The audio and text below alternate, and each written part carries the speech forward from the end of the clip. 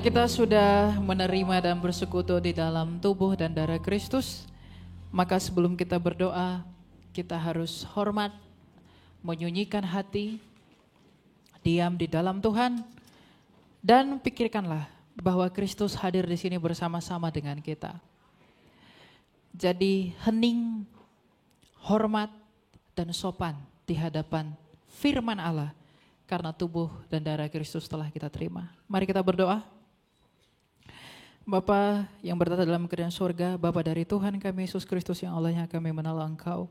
Kami bersyukur kepada-Mu, kami telah menerima karunia dan misteri ilahi-Mu, bahwa kami telah bersatu dengan tubuh dan darah Kristus.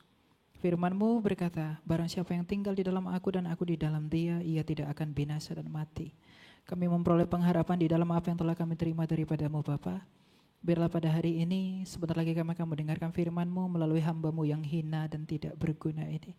Biarlah Engkau yang membuka pintu hati dan pikiran kami, agar kami dapat menerima hikmat yang daripada-Mu, tapi terlebih dari semuanya itu, biarlah Engkau yang menguduskan kami, agar kami layak menerima karunia-karunia-Mu. Dalam nama Yesus kami telah berdoa. Amin. Salam Bapak Ibu. Salam. Youth kemarin sore suaranya lebih kuat. Jadi kalau saya sapa harusnya lebih kuat ya. Shalom. Masih kalah. Shalom. Oke. Pada hari ini kita akan belajar firman Tuhan. Tapi sebelum kita belajar, ada pepatah yang mengatakan tak kenal maka tak sayang. Kalau kenal baru boleh sayang. Perkenalkan, nama saya Elia Myron. Saya 21 tahun. Saya seorang apologes kekristenan yang kecil, junior, yang mau untuk memberi pertanggungjawaban terhadap iman kekristenan. Khotbah kita pada hari ini, kita akan belajar tentang manusia di hadapan keagungan Allah. Itu saya ambil dari Kejadian 1 ayat di mana? 1 ayat 26 ya. Ayat ini saya beri judul manusia di hadapan keagungan Allah. Saya membuat subtema di sana bahwa tanpa pengenalan akan diri sendiri, maka tidak akan ada pengenalan akan Allah.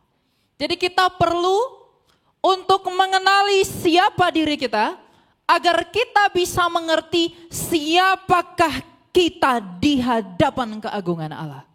Dan apakah kita pada mulanya di Kejadian.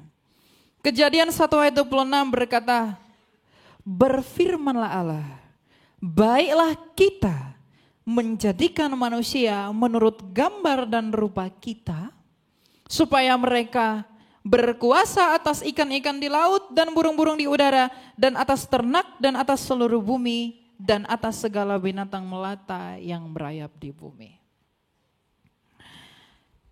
Kejadian 1 ayat 26 ini adalah bukti bahwa kita semua yang adalah manusia itu dicipta pada mulanya di dalam tujuan dan karya Allah.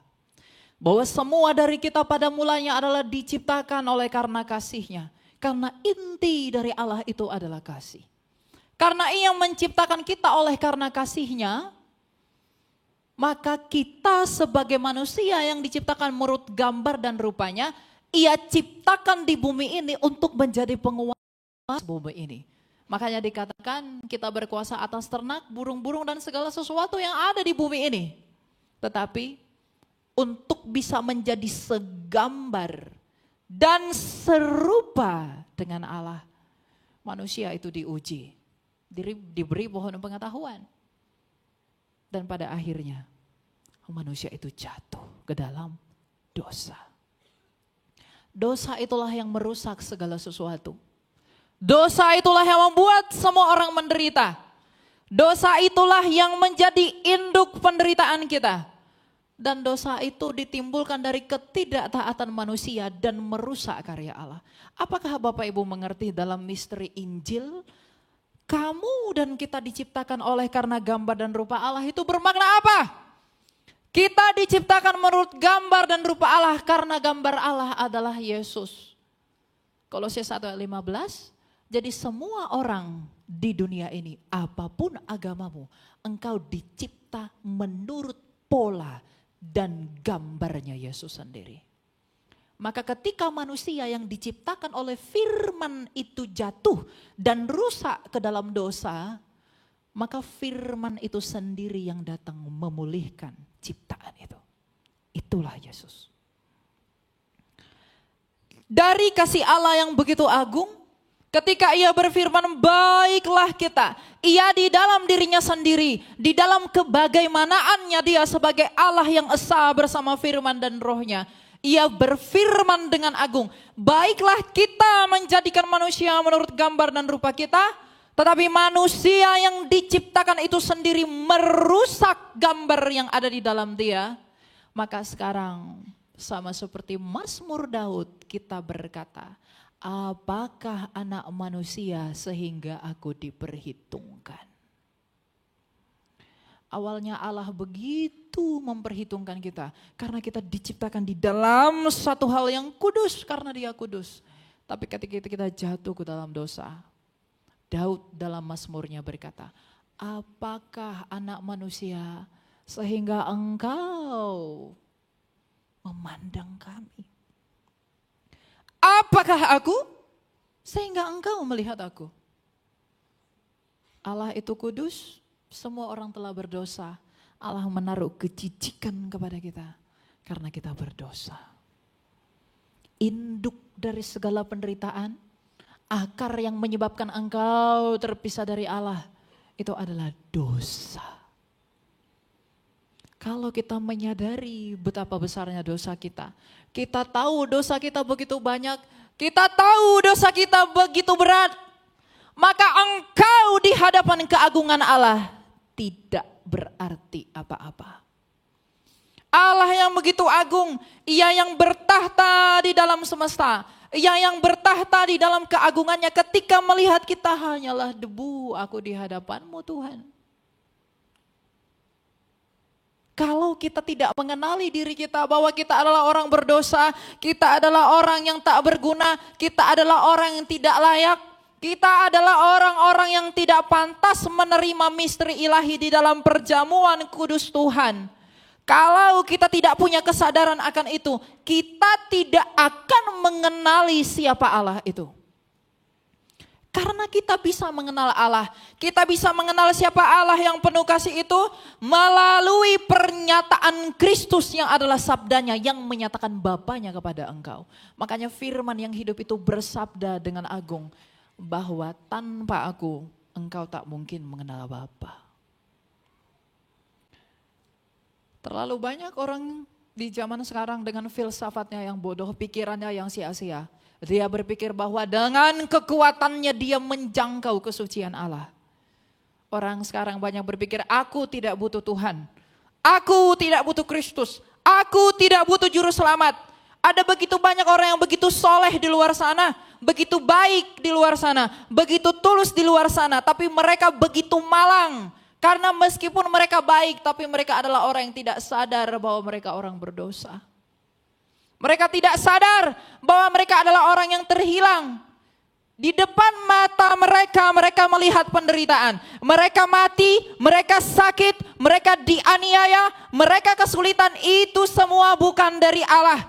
Itu karena dosa yang ada di dalam kita. Itulah yang menghantarkan kita kepada perendahan hati di hadapan Allah.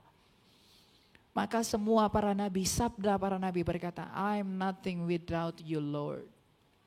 Saya bukan apa-apa di hadapan Tuhan.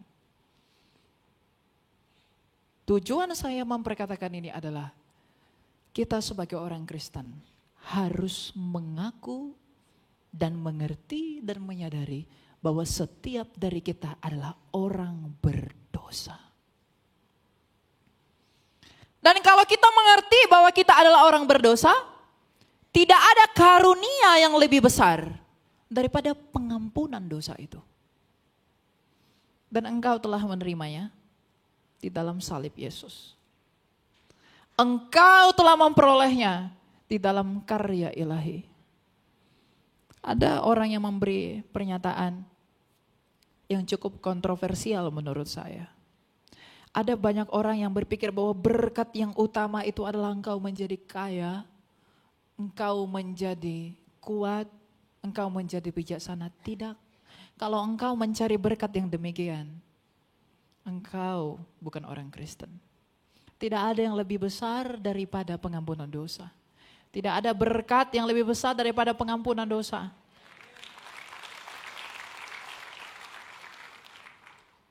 Kalau ada orang Kristen masih berpikir bahwa ada berkat yang lebih besar dari pengampunan dosa, berarti engkau sombong. Kalau ada orang merasa dia tidak sombong, engkau adalah orang yang paling sombong. Kenapa? Setiap hari orang berdosa, setiap hari perintah Allah, itu adalah bukti kesombongan kita dengan tidak mau taat kepada Allah. Jadi kalau engkau merasa bahwa engkau tidak sombong, mungkin engkau yang paling sombong. Apa yang bisa kita andalkan dalam hidup ini? Makanya Tuhan Yesus memberi perumpamaan tentang bendahara yang tak jujur. Ketika itu tidak dapat lagi membantumu, maka engkau harus melakukan apa yang bisa kau perbuat menurut apa yang ada padamu. Kita bukan apa-apa di hadapan Allah. Jadi jangan ada yang bermegah. Nabi Yeremia berkata, jangan kamu bermegah karena kekuatanmu, karena kebijaksanaanmu atau bahkan dengan kekayaanmu. Kamu harus bermegah karena kamu sudah melihat karya yang begitu agung. Ketika Kristus yang tersalib 2000 tahun lalu di Kalvari itu mengagungkan Allahnya. Ya Bapa, ampunilah mereka sebab mereka tidak tahu apa yang mereka perbuat. Pernahkah engkau bangga akan itu? Pernah engkau merenungkan betapa relanya dia menderita demi kamu? Pernahkah kamu tahu seberapa besar kasihnya itu? Mungkin kalau orang lain memberikan kepadamu sesuatu, dia hanya memberikan apa yang ada padanya buat kamu. Saya diberikan rumah, saya diberikan mobil, saya diberikan itu. Dia hanya memberikan apa yang dia mampu. Tapi Allah sendiri di dalam firman-Nya yang menjadi daging, dia memberikan nyawanya buat kamu. Dia yang tak berdosa dibuat menjadi dosa. Jadi artinya apa? Di hadapan keagungan Allah kita bukanlah apa-apa karena kita berdosa. Tapi pada saat yang sama di hadapan keagungan Allah kita diperhitungkan. Makanya saya selalu berkata, kemarin sore saya berkata kepada anak-anak muda, kamu jangan mencari yang lain di luar Kristus. Melalui inkarnasi firman, melalui firman yang menjadi manusia, dia merangkul kemanusiaan kita. Melalui penderitaannya di kayu salib, dia menanggung penderitaan kita. Melalui kebangkitannya, ia menunjukkan ia menang atas maut dan memulihkan harapan kita untuk tujuan yang kekal. Jadi kalau Anda masih berpikir bahwa aku bisa cari di luar Yesus, aku bisa cari di luar Kristus. No, you can't do anything. Kamu gak bisa melakukan apapun. Di luar aku, engkau tak dapat berbuat apa-apa, kata Tuhan Yesus. Jadi kalau kita sudah mengerti betapa agungnya dia, betapa besarnya dia, dan kita seperti debu di hadapannya. Kita bukan apa-apa di hadapannya. Kita mengerti bahwa kita bukanlah apa-apa di kakinya sendiri, maka rendahkanlah hatimu, akuilah dosamu. Jangan engkau datang meminta-minta kepada Allah karena engkau pengen sesuatu. Datanglah kepada Allah, akui dosamu, rendahkan dirimu, taati perintahnya dan bertobatlah. Tidak ada kasih karunia yang lebih besar yang bisa kita peroleh selain daripada pengampunan dosa. Bapak, Ibu, saudara-saudaraku, anak-anak muda, perhatikanlah hal ini. Engkau tidak bisa berbuat apa-apa, apapun yang engkau tumpuk di semesta ini. Kalau engkau tidak berdiri di atas batu karang yang teguh, kamu berdiri di atas pasir, kamu hanya mati ketika engkau menghembuskan nafas terakhirmu. Kita nggak tahu kapan kita mati, kita nggak tahu kapan kita berkesudahan. Jadi manusia di hadapan keagungan Allah. Dia yang agung, kita yang bukan apa-apa. Dia yang kudus, kita yang kotor. Dia yang besar, kita yang hina. Tapi di dalam ketimpangan itu, Dia masih memperhitungkan kita. Kamu tidak bisa mencari kasih yang hidup seperti ini dari tempat manapun. Engkau tidak bisa mencari hal-hal seperti ini dari dewa-dewa Yunani. Engkau tak bisa menemukan hal seperti ini dari dewa orang Arab. Engkau tak bisa berharap seperti ini dari dewa orang Roma, dewa orang Mesir, dan dewa orang Tionghoa. Mereka tidak bisa berbuat apa-apa. Tapi Kristus sendiri, Dia telah berbuat sesuatu yang mungkin engkau tidak sadari. Jangan bertuhan hanya karena engkau berharap sesuatu dari Dia yang bukan menurut keinginan rohmu. Ingat, Injil Tuhan itu adalah status untuk pemulihan batin. Kebahagiaan itu bukan status bendawi. Adakah orang kaya yang tidak binasa? Siapa yang tidak menderita? Semua orang menderita bukan? Semua orang sakit bukan? Penderitaan itu menimpa kita seperti air hujan yang turun dari awan, dia tak milih-milih siapapun. Dosa itu membuahkan penderitaan kepada kita tanpa memandang bulu. Jadi jangan bandingkan penderitaanmu. Kenapa dia lebih enak, aku tidak begini? Tidak. Karena penderitaan itu yang adalah upah dosa. Itu sama seperti air yang jatuh dari awan. Yang menimpa siapapun yang ada di bawahnya. Dia tak pandang bulu. Justru karena kita tahu hal ini begitu nyata. Bahwa penderitaan itu memang sungguh-sungguh ada. Maka akuilah dosamu di hadapan Tuhan. Cari Dia. Pernahkah engkau menangis karena engkau mengaku dosamu? Atau engkau hanya menangis karena engkau berharap sesuatu dari Dia yang belum kau dapat? Pernah tidak engkau menangis melihat salibnya? Pernah enggak engkau menangis melihat apa yang Dia lakukan bagimu? Pernah enggak engkau membayangkan ketika Dia berseru, Eli, Eli lama sabachthani, betapa besar penderitaannya? Pernah enggak engkau melihat dan membayangkan betapa menderitanya Ia ketika diiring-iring di Via Dolorosa? Itu semua Dia lakukan buat memulihkan kamu. Yang tidak berguna. Saya tidak berguna, kamu pun tidak berguna.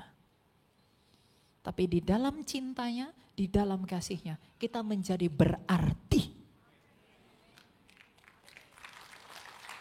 Makanya engkau dapat menerima tubuh dan darah Kristus. Tubuh dan darah Kristus itu adalah misterinya ilahi. Misteri yang tidak bisa kamu pikirkan dalam pikiranmu. Tapi ketika engkau menerimanya dengan iman, maka terjadilah seperti apa yang engkau imani. Dan yang paling penting Bapak Ibu dan saudara-saudara, kalau kita merenungkan bagaimana kita manusia di hadapan agungnya Allah itu, kita sadar, kita tahu bahwa kita bukanlah apa-apa. Kita mengerti bahwa kita bukan siapa-siapa. Maka apa yang perlu kamu lakukan? Orang yang menyadari dan mengakui bahwa dia bukan siapa-siapa di hadapan Tuhan adalah orang-orang yang mau untuk rendah hati. Di dalam kerendahan hatinya dia akan menaati perintah dan firman-Nya Kristus. Apa itu? Kasih. Engkau harus mengasihi sesamamu, mengasihi Allahmu, bahkan musuhmu. Bagaimana saya melakukan kasih itu? Kalau kamu adalah orang Kristen, kamu mengaku kamu mengikuti Kristus. Kamu mengaku kamu mengecap kasih karunia Kristus. Tapi kalau engkau di dalam hatimu merasa biasa-biasa saja, melihat orang yang begitu malang yang belum di dalam Kristus, maka engkau bukan Kristen. Kalau engkau melihat orang belum percaya Yesus, tapi engkau tidak tergerak memberitahu Injil dan kabar baik Tuhan, engkau bukan orang Kristen. Engkau dipanggil keluar dari gelap dan menjadi terang. Bahkan bukan hanya menjadi terang, tapi engkau harus menjadi garam dunia. Mereka yang di luar Kristus itu semua hambar di dalam kegelapan. Maka engkau harus mengasinkan mereka dengan apa yang engkau terima dari Kristus.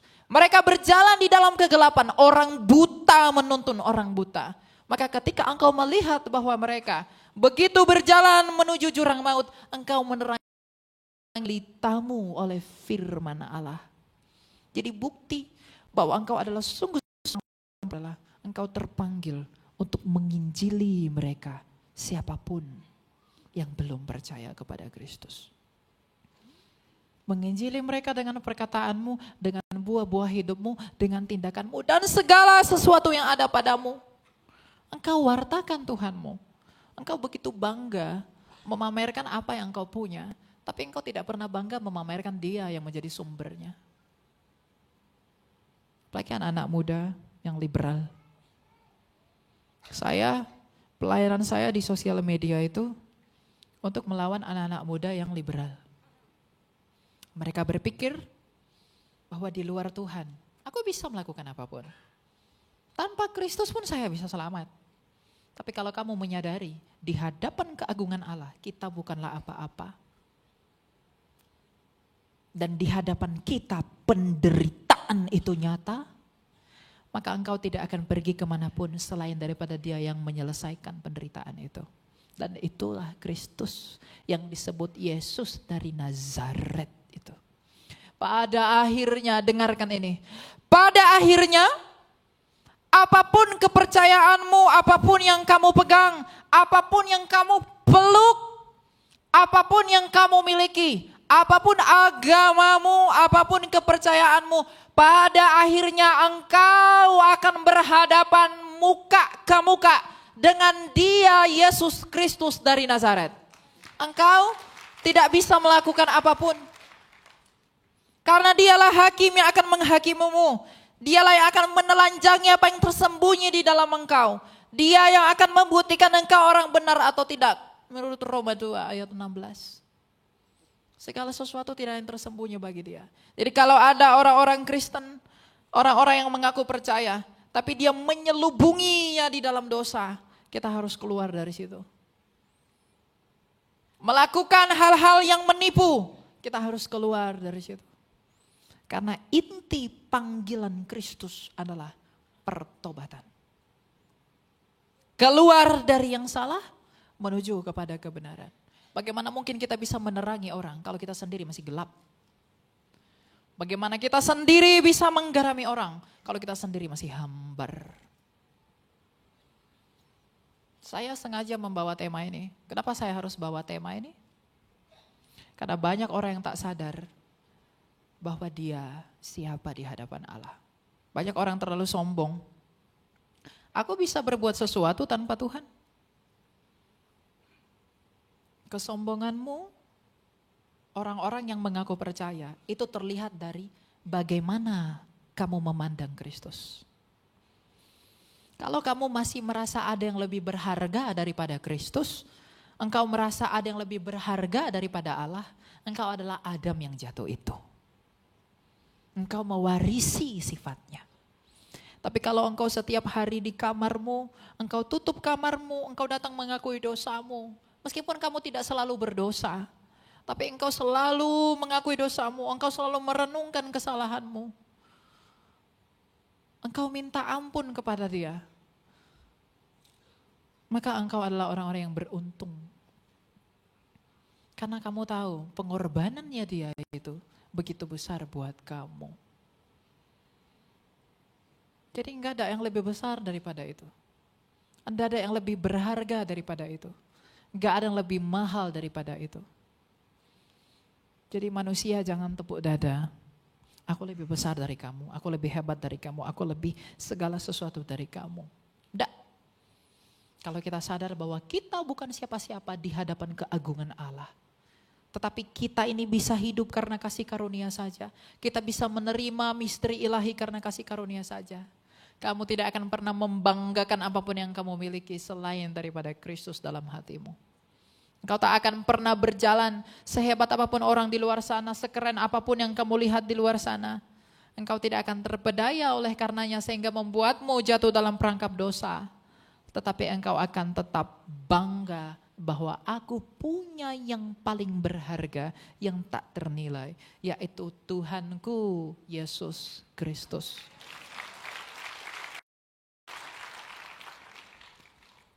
Saya pengen Bapak Ibu itu dan teman-teman itu bangga. Jangan malu memberitakan Yesus.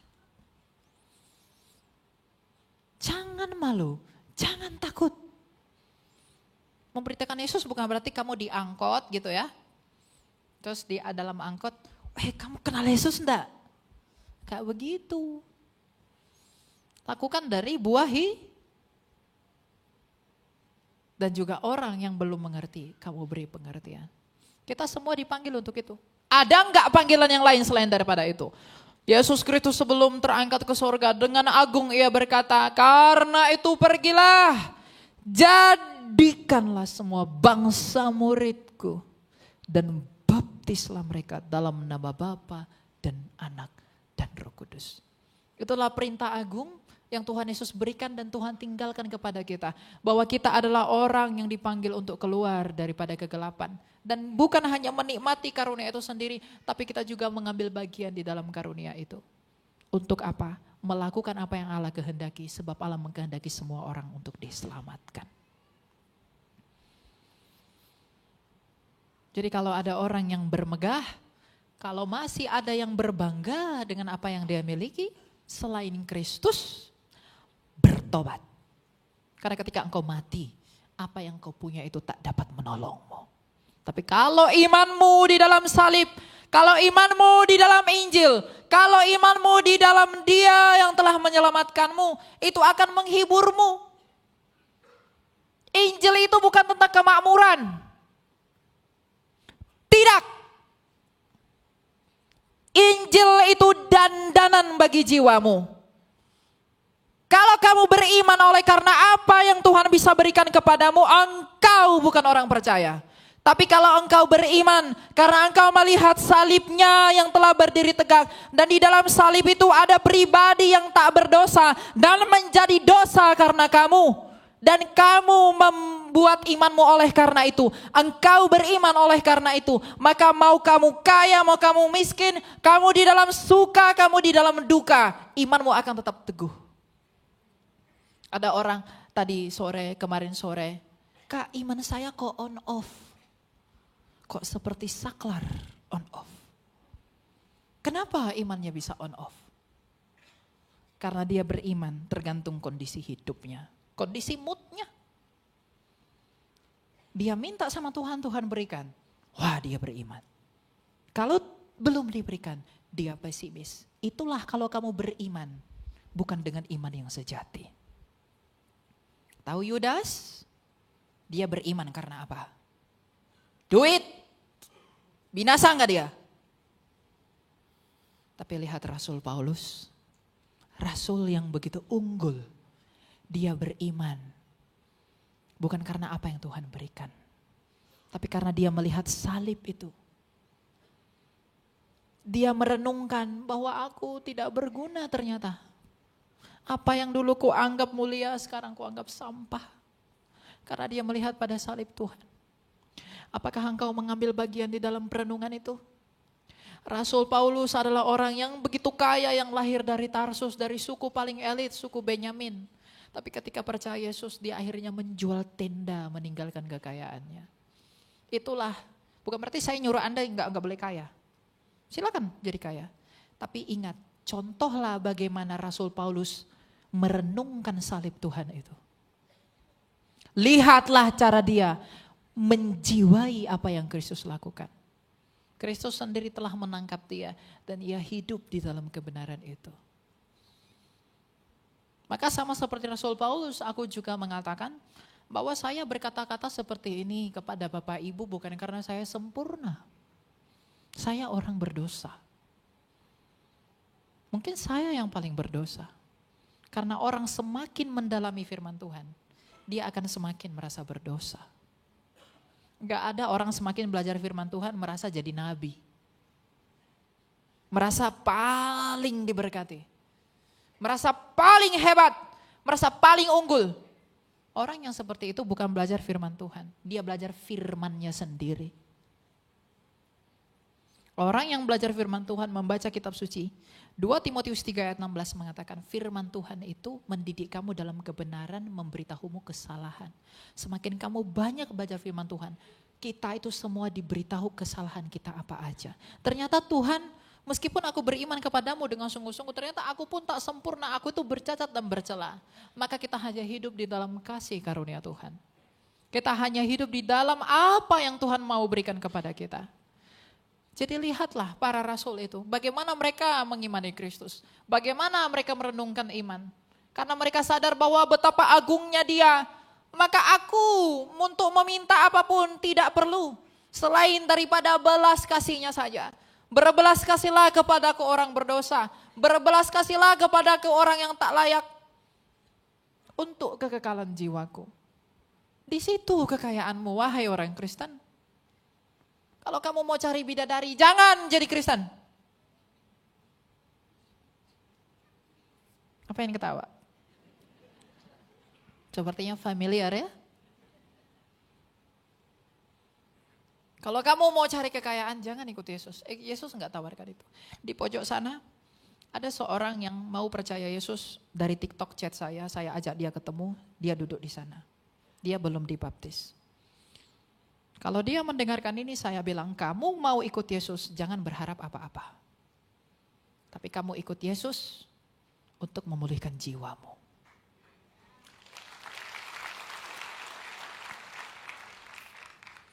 Jadi Bapak Ibu, lihatlah keagungan Allah itu dengan benar. Tanpa pengenalan siapa kamu, tanpa mengakui bahwa engkau adalah orang berdosa, tanpa mengerti bahwa kita ini orang hina, tanpa mengerti bahwa kita ini orang tidak berguna, tanpa mengerti bahwa kita ini orang yang tak berarti, kita tidak akan mengenal Allah di dalam keagungannya. Kalau orang sudah mengandalkan aku hebat, orang-orang barat di dalam paham mereka yang postmodernism, mereka mengatakan aku tidak butuh Tuhan, mereka mengandalkan dirinya sendiri. Sehingga mereka murtad dari kasih karunia Tuhan. Itulah orang-orang yang sombong.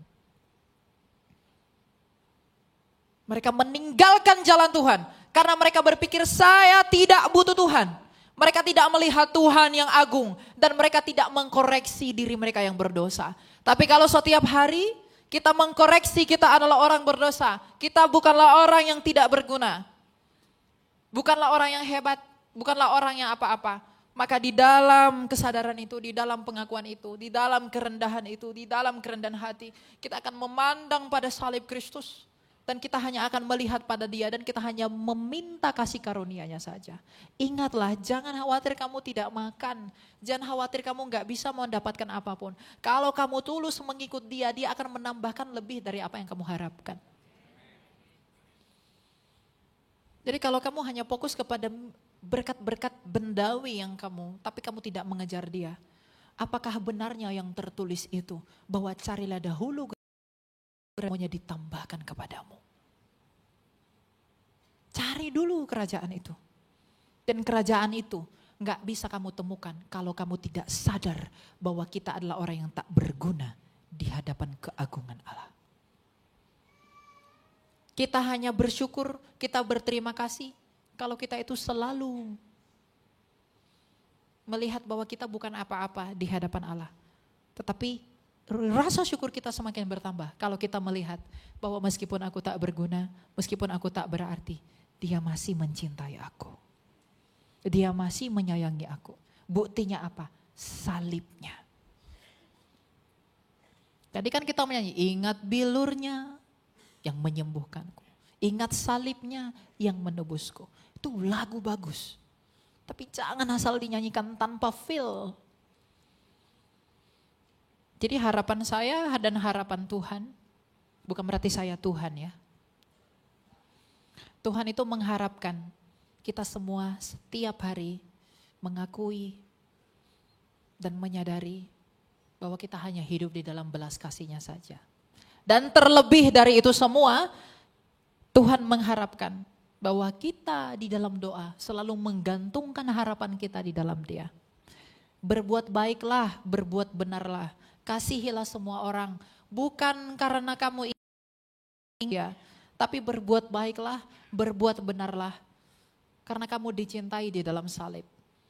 Berbuat baiklah karena Ia telah berbuat baik di kayu salib. Berbuat benarlah, berbuahlah dengan lebat karena Ia telah melakukan yang besar bagi kamu. Jadi jangan berbuat baik, Tuhan saya mau kasih dia ini, tapi Tuhan tolong kasih saya ini. Tuhan saya mau dapat jodoh yang begini, gak apa-apa saya kasih uang banyak ke gereja. Kamu menjadikan Tuhan itu seperti calo. Kalau ada orang Kristen yang seperti itu, bertobat. Tapi kalau kamu memberi dengan kepenuhan hati kepada gereja, kepada sesamamu, kepada siapapun, oleh karena kamu melihat salib Tuhan, dan kamu perlu melakukan sesuatu karena syukurmu kepada apa yang telah dilakukan, itulah syukur yang benar. Syukur itu harus benar. Banyak orang bersyukur kepada batu, banyak orang bersyukur kepada berhala. Coba lihat orang zaman dahulu, dia lihat pohon itu hebat. Daun ini bisa menyembuhkan sakit, maka dia menyembah pohon itu. Padahal memang secara ilmiah pohon itu bisa menyembuhkan. Tapi karena tanpa pengertian akan Allah yang benar, dia memberhalakan pohon itu. Jadi rasa syukur itu harus benar, hidup pun harus benar. Tapi itu semua gak akan pernah terjadi kalau kamu tidak jadi orang benar yang hanya beroleh kasih karunia di dalam keagungan Allah. Allah itu begitu agung, dia itu begitu suci, dia itu begitu kudus, dia itu begitu mulia. Kamu gak bisa bayangkan dia seperti apa. Tapi coba bayangkan ketika Kristus mau naik ke surga, lihatlah para murid yang melihat keagungannya. Dia dimuliakan, dia diagungkan, dia dipuji dan disembah. Ketika engkau membayangkan itu, dan dia melakukan itu karena dia mencintai kamu, maka seharusnya kamu tidak mendirikan dan tidak membangun imanmu atas dasar hal apapun selain daripada pengorbanannya. Karena itulah yang paling berharga. Itulah yang tak ternilai. Engkau bisa menilai apapun. Kamu bisa menilai apapun dengan uang. Engkau tak bisa menilai Kristus dengan uang. Makanya ada lagu, bukan dengan barang fana, tapi dengan darah yang mahal. Salib Kristus kurang diminati anak muda. Yang paling diminati anak muda adalah baik. Tapi tanpa sadar dia orang berdosa. Yang diminati orang tua, baik, gak apa-apa anak saya menikah dengan orang di luar Kristus, yang penting dia makmur. Yang penting dia sejahtera.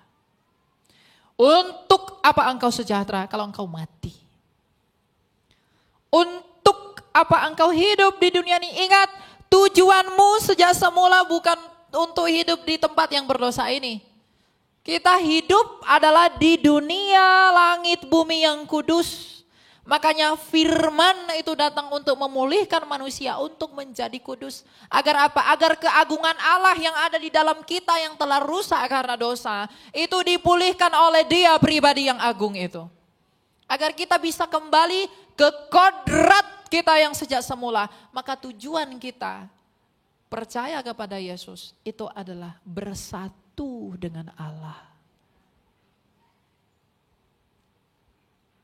Tujuan kamu bukan yang lain-lain.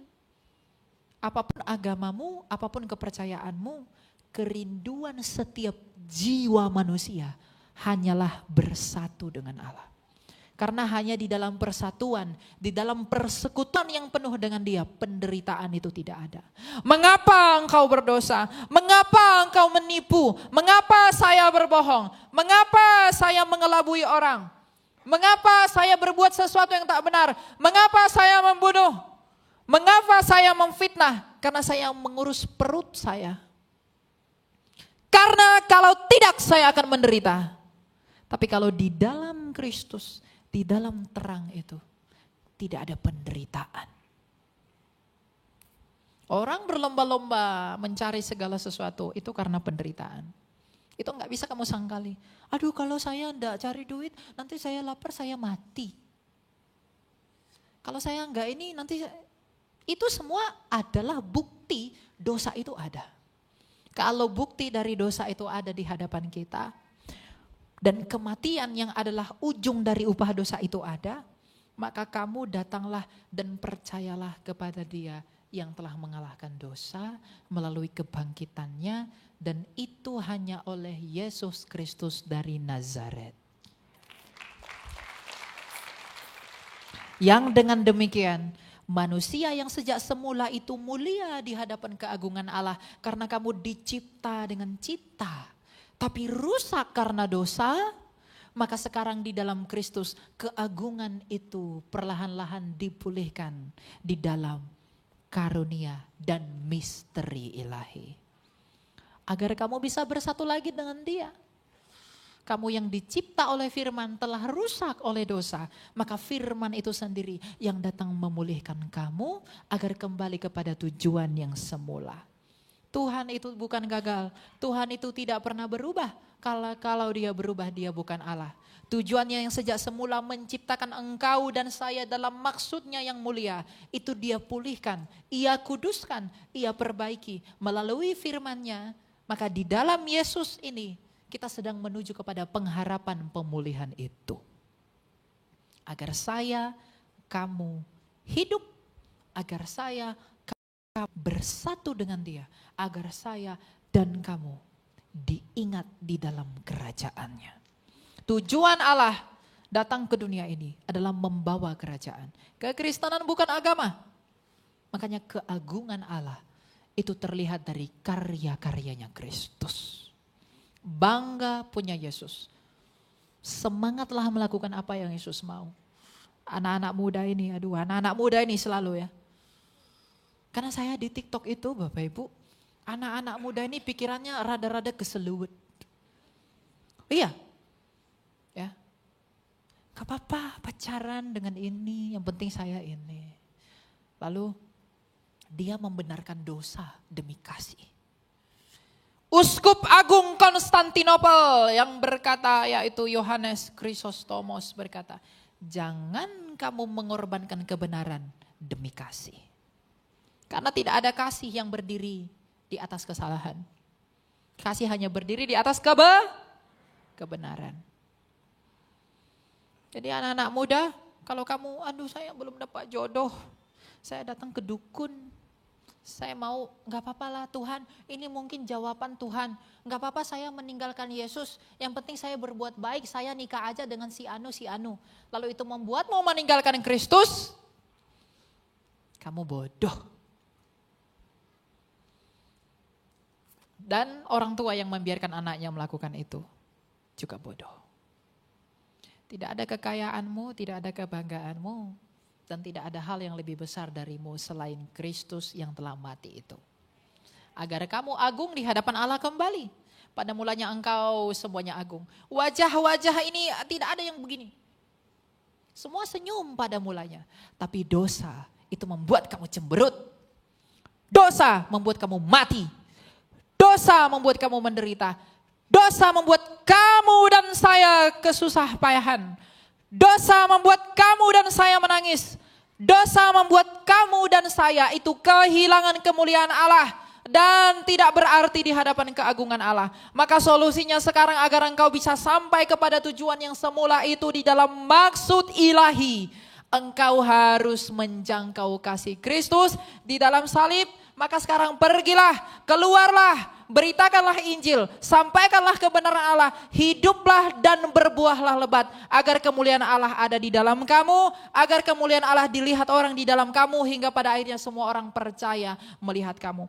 Alkitab ini bukan terang dunia, Alkitab ini adalah terang gereja, dan kamulah terang dunia. Kalau kamu mengikuti ini di dalam gereja, kamu bisa menerangi mereka yang di luar gereja. Pada akhirnya mereka datang kepada Kristus. Maka kemuliaan hanya bagi Bagi siapa?